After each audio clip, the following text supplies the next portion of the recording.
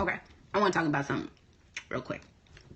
I want to talk about purpose, since we're on the subject of soulmates and relationships and all that lovely stuff. And to kind of help with that person that may be struggling with getting over a person, you got to look at it like this. Think back to the person that you were with before that, or even the person you were with before that.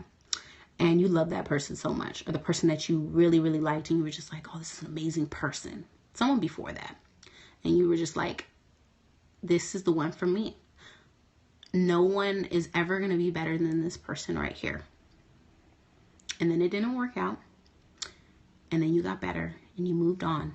And you don't think about that person anymore. But you can think back to when you thought, I can never live without this person. And now you're looking back and I'm like, what did I see in that person?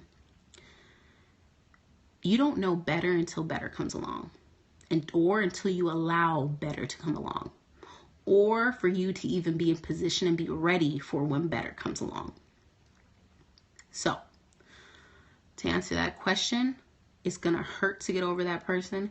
Sometimes we're not even supposed to open that door. So it's our mistake that we chose to open that door. It wasn't intended for us to be open, but because we opened that door, we got to close it. And some fingers are getting slammed in the door and it kind of hurts. So it will hurt.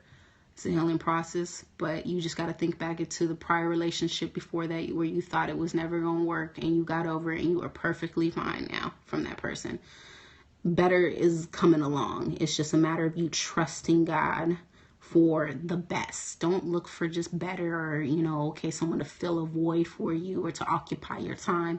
You need to understand that God is a God of purpose and a God, he's intentional, and that he made someone tailored for you, and not to complete you, but to complement you. There's a difference. You become whole in Christ. If you don't have Christ, then you do have a void.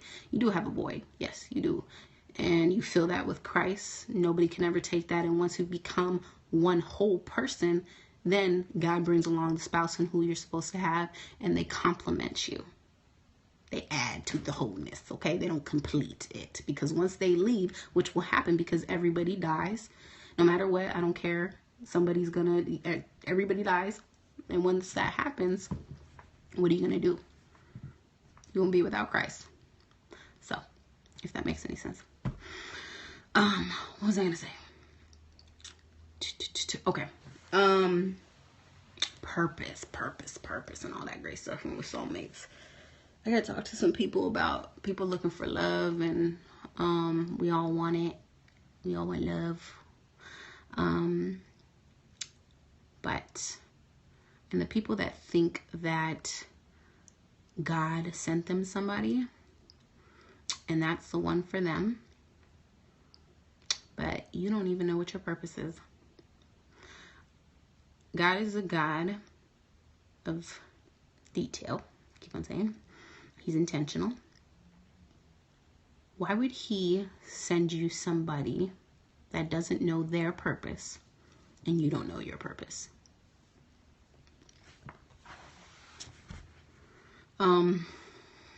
And I say that because a lot of people are with people and they don't even know what their purpose and what their calling is.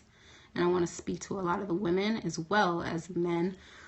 Women, if the man doesn't even know what his purpose is in life, how are you going to help him? It says in the Bible that we are helpmates. How are you going to help him if you don't know what his purpose is?